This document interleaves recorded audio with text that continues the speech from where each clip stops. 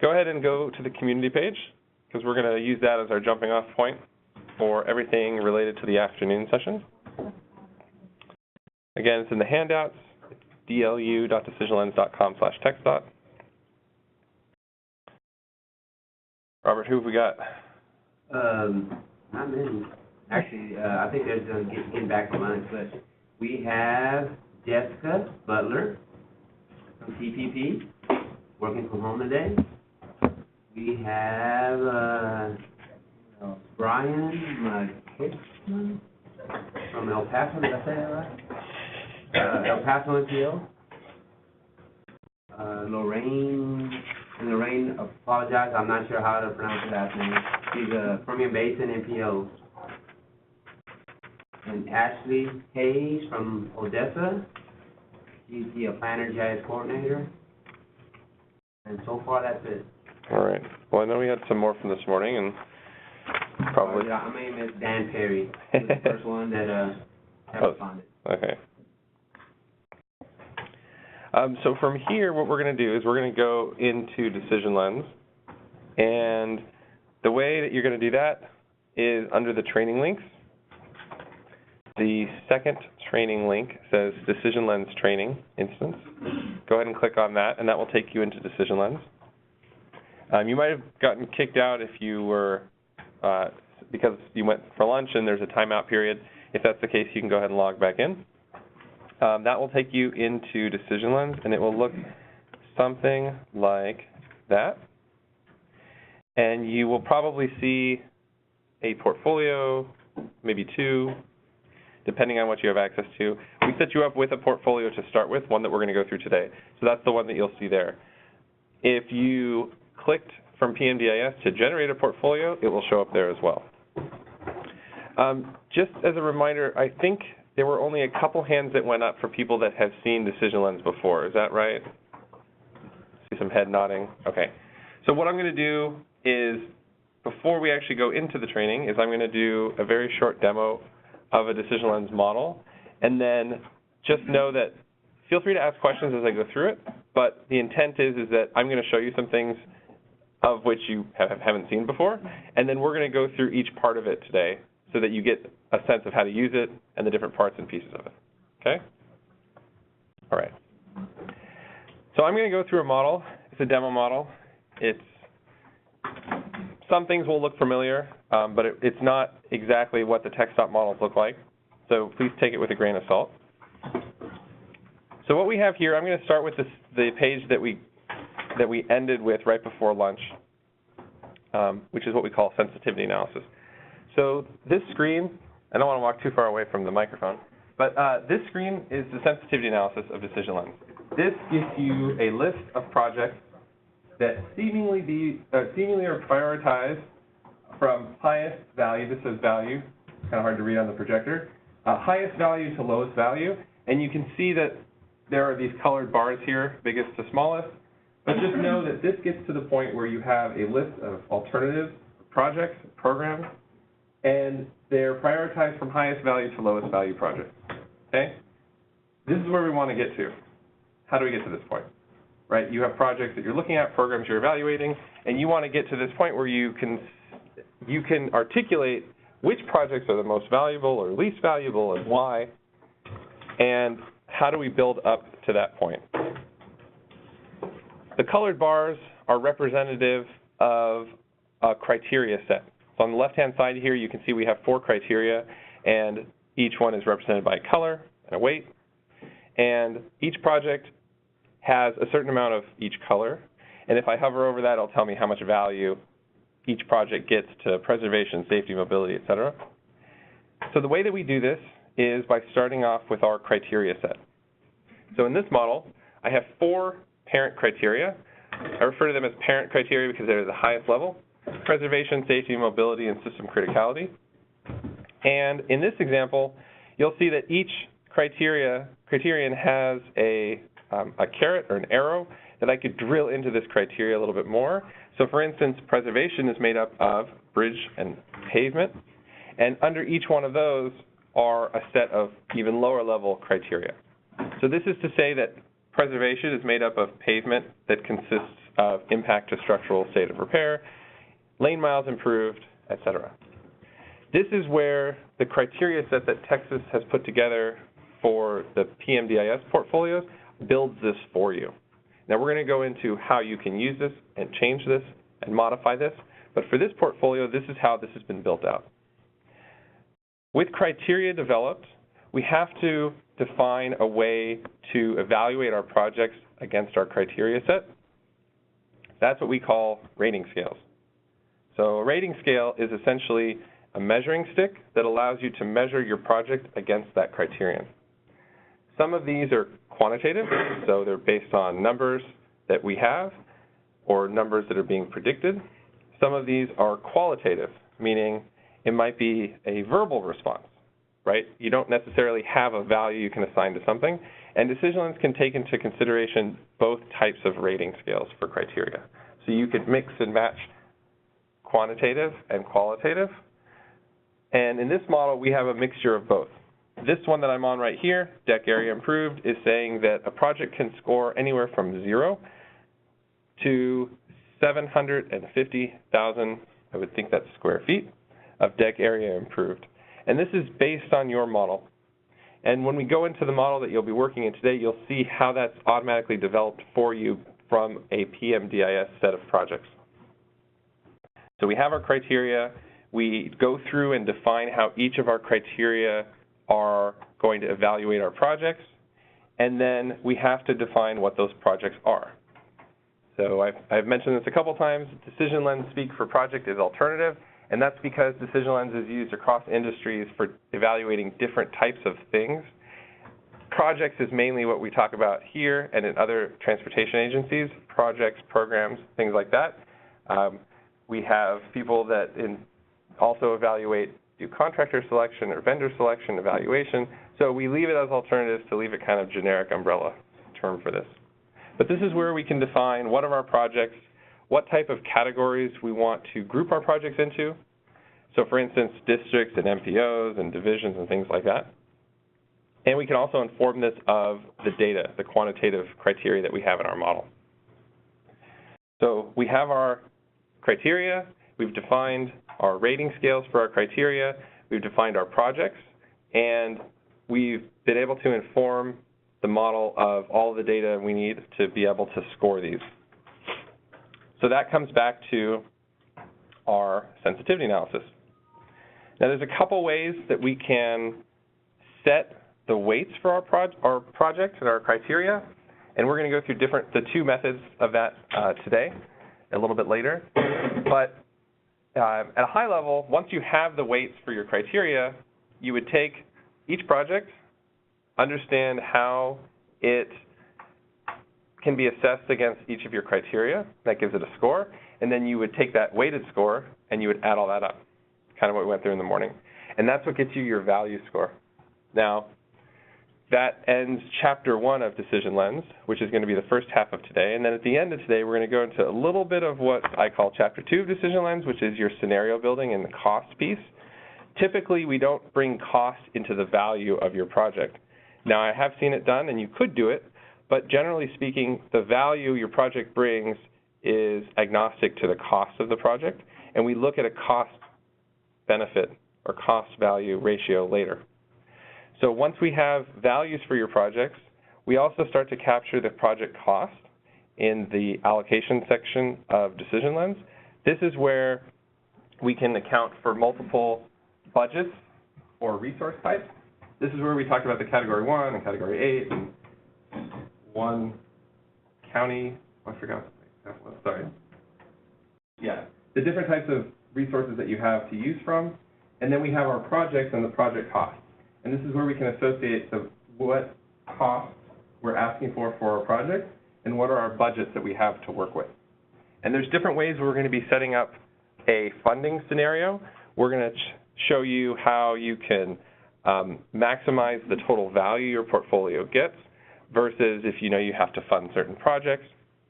And then eventually get to a point where we can just review which projects are being funded, when they're supposed to start, that type of thing, based on all the information that's in there. And then lastly, I'll touch on is with all of the data that is being calculated and formatted for you for the criteria that are coming out of PMDIS, it does allow you to then look at some target setting by saying we have a specific metric for reduction in fatal serious injury crashes, and based on the projects that have been funded or are being identified for funding versus the ones that we aren't going to fund, the total reduction in fatal and serious injury crashes added up for all projects for my planning period is estimated to be 10.15 for this planning period in this example.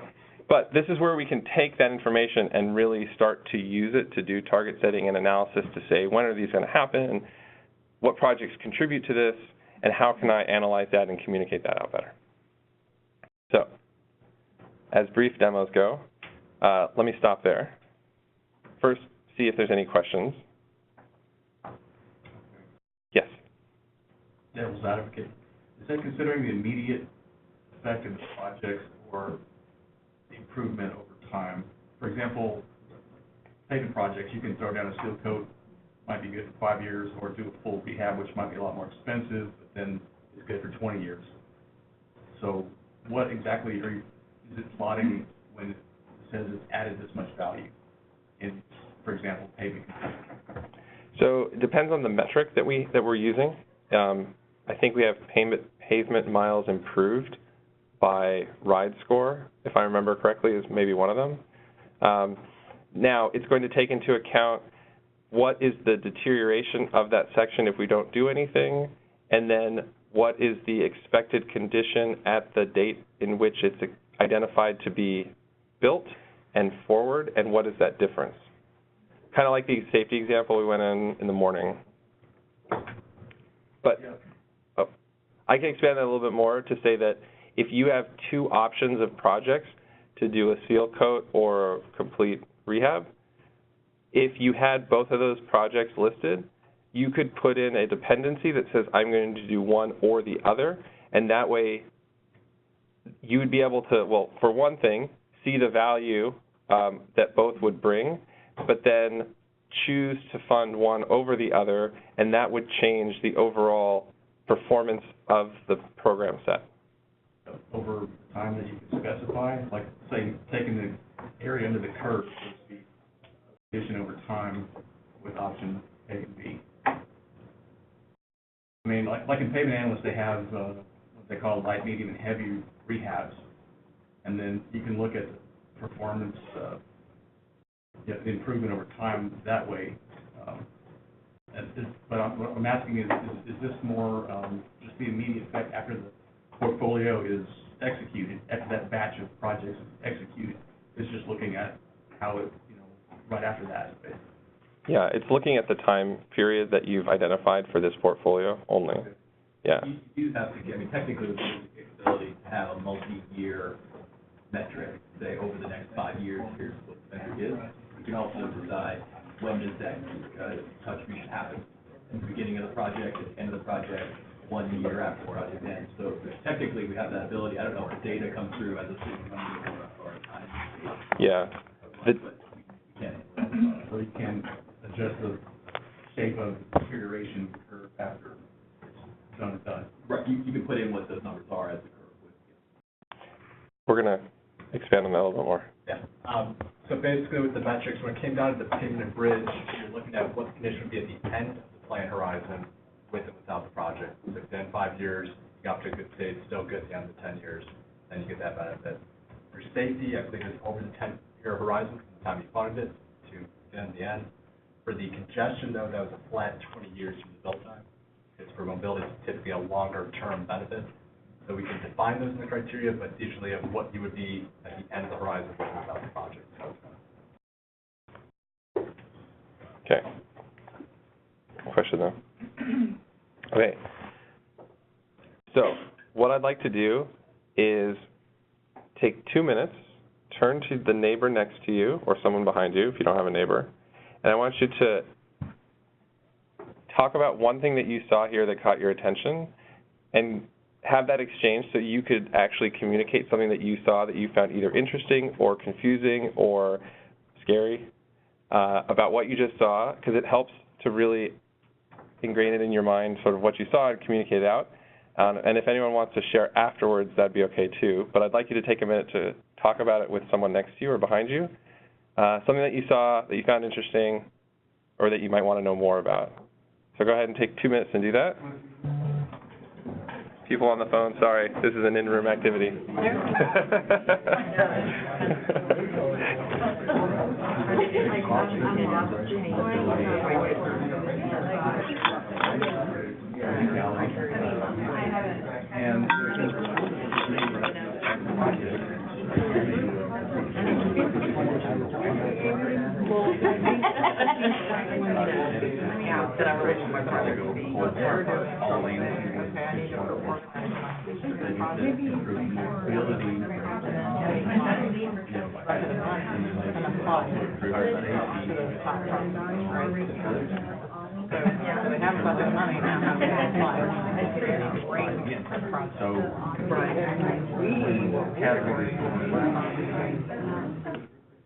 Parcel out of there, what would be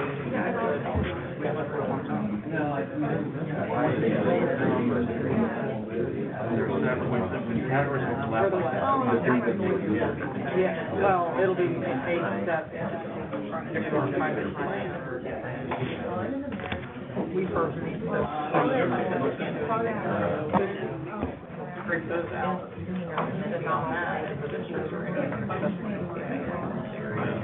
we're looking at, I would like to know more about it. Like take the, say, okay, now it's full of evaluate would it be good for the youth organization? Yes, we have to take the yes, or what they just matter. See how they come and keep going to plugging into from after here, so I think we create. Yeah, you gotta have funding. But I think that's what they're trying to say. What's the compensation? All right, so let's wrap it up. If you want to finish your thought.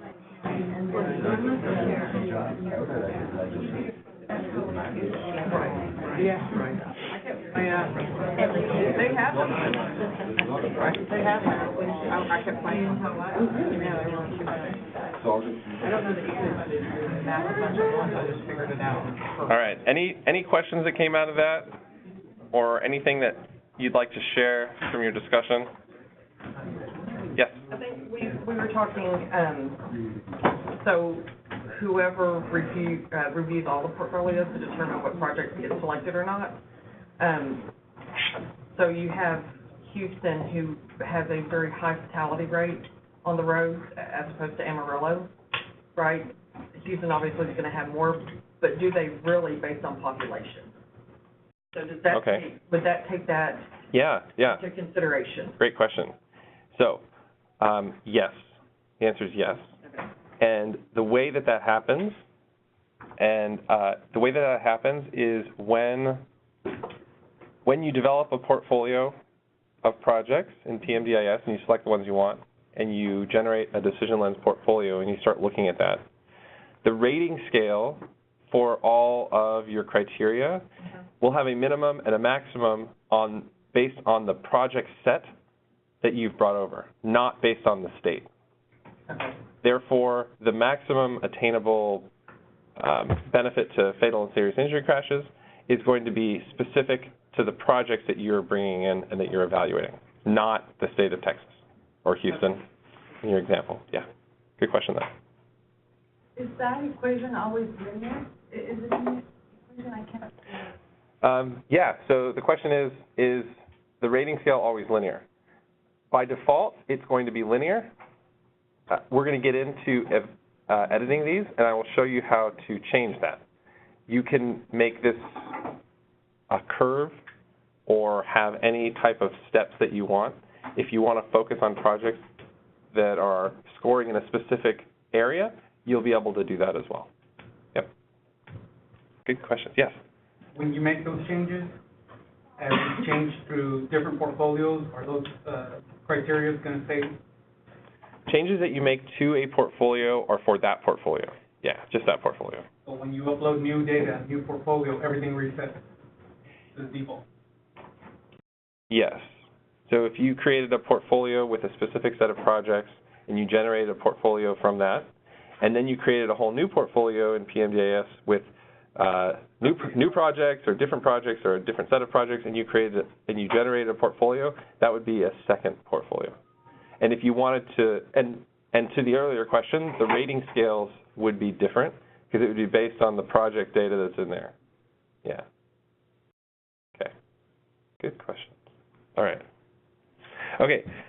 Perfect. Any questions on the phone? Are there any text? No? Okay. So what I'm going to have you do now is you are in Decision Lens, and those on the WebEx can start following along. Thank you for your patience. So for you, under Portfolios, you'll probably see one that has your name. Test portfolio. That says, it has today's date. Actually, let me find mine, sorry. It's,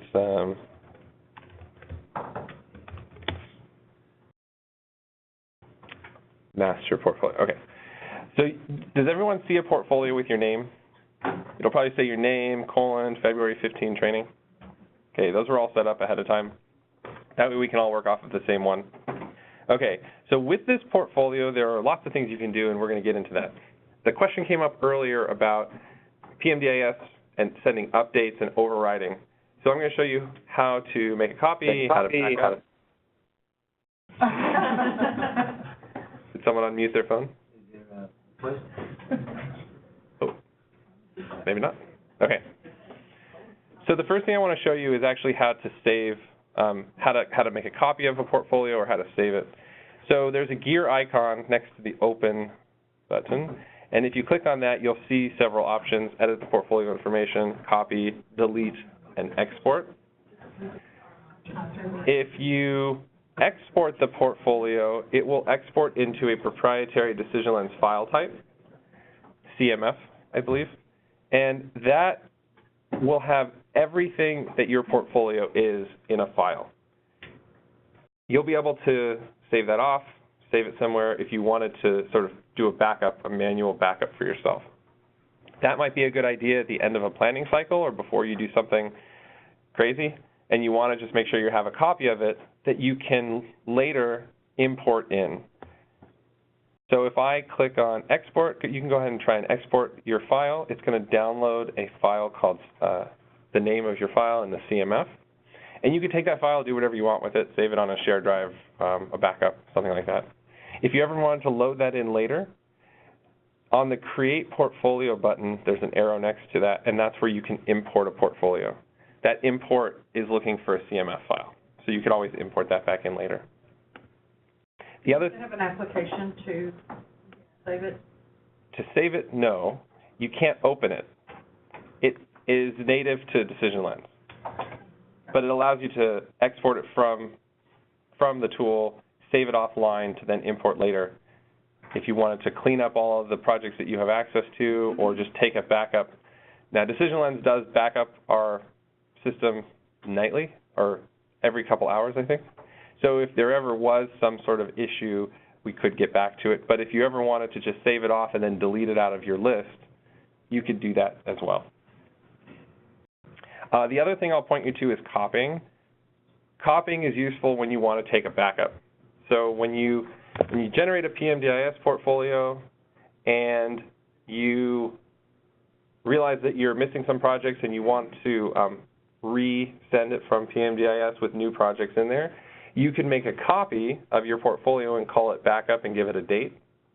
And then when you generate the new portfolio, it's going to override the original. The copy is always going to be the other copy. So you can do things like that. I will suggest that you be good with your naming conventions. 1 or 2 portfolios, you won't think about it, but once you have 10 or 15 in there, you're going to really want to remember when it was from, what it was for, that type of thing. When you generate a portfolio from PMDIS, it will have the date it was created, which is kind of nice, but sometimes you want that in the title. Okay. So go ahead and click on yours to open.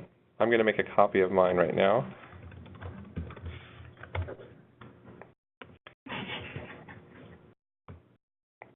Okay.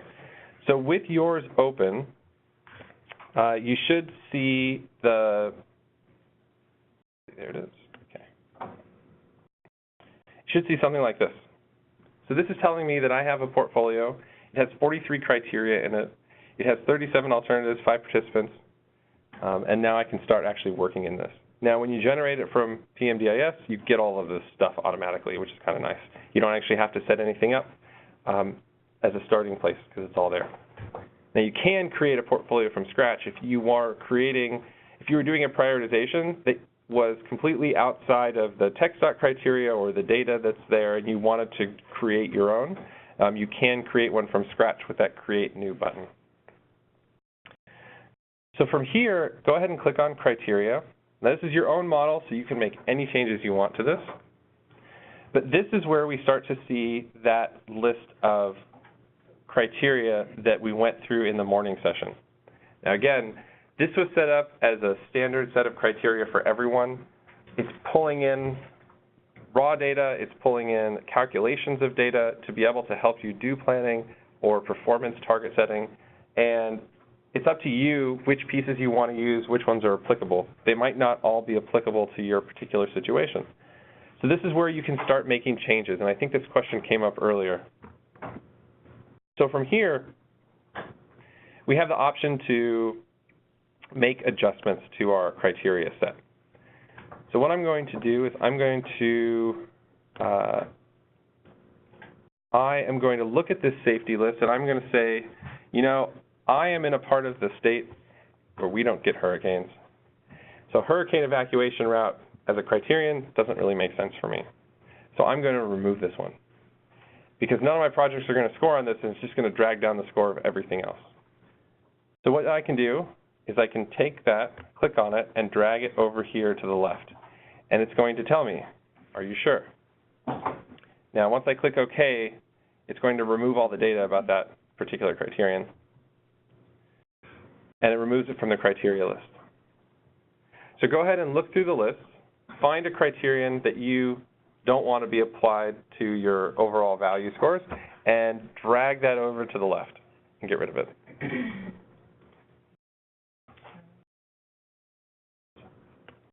And this could be a way that you would prune out things that you aren't using. You might know these off the top of your head. You might realize these after you review the sensitivity analysis to see which criterion aren't being used by any of your projects, and you may want to remove things as you go along.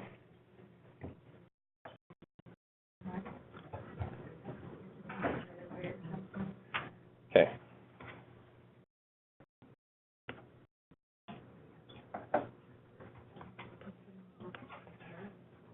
So with removing one, that becomes pretty easy. Let's also start to brainstorm what criteria you may want to bring in that aren't shown here, that aren't being evaluated. Can someone call out a criteria that you didn't see that you're thinking would be good to evaluate your projects on? So something that you haven't seen but you would want to evaluate your projects on, any particular criterion that you can think of? And I'm going to start writing them up here just to show you how this process works of being able to add a new one. Skid number. What was that? Skid number. Skid number? Like that? All right. What else? I have to have more than one.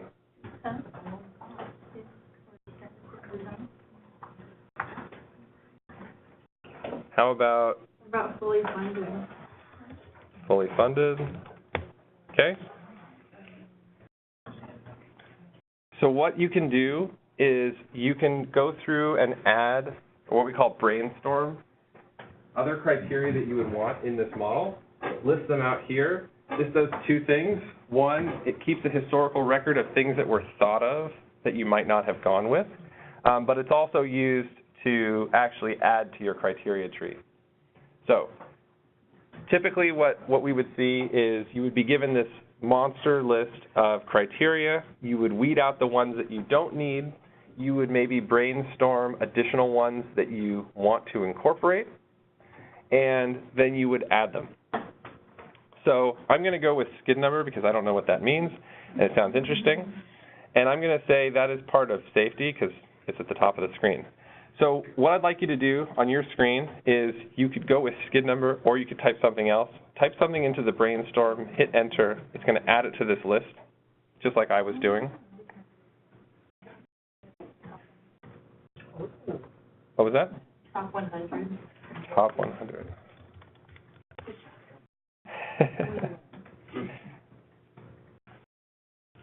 So from here, choose one of the criteria that you've added, and I want you to select it and drag it somewhere where you want it to be. If you drag it on top of a criteria, so for instance, I have it hovering over safety, it's going to be a child criterion to safety. If I put it under crash count, it would be a child criterion under crash count. So I'm going to drop it on top of safety, and it adds it to the very bottom of my safety list down here. This is how you can build out your portfolio with criteria if you wanted to make adjustments to it. Also, if you were starting from scratch, this is how you would do it. If you wanted to build a portfolio with nothing in it, is you could brainstorm the criteria and then sort of build out from there. You can also right-click on a criteria to have additional options, adding children, adding peers, deleting criteria, and things like that. Okay. So I have my new criteria. Hopefully you've added a new criterion or multiple if you'd like. And from there, go ahead and click on rating scales.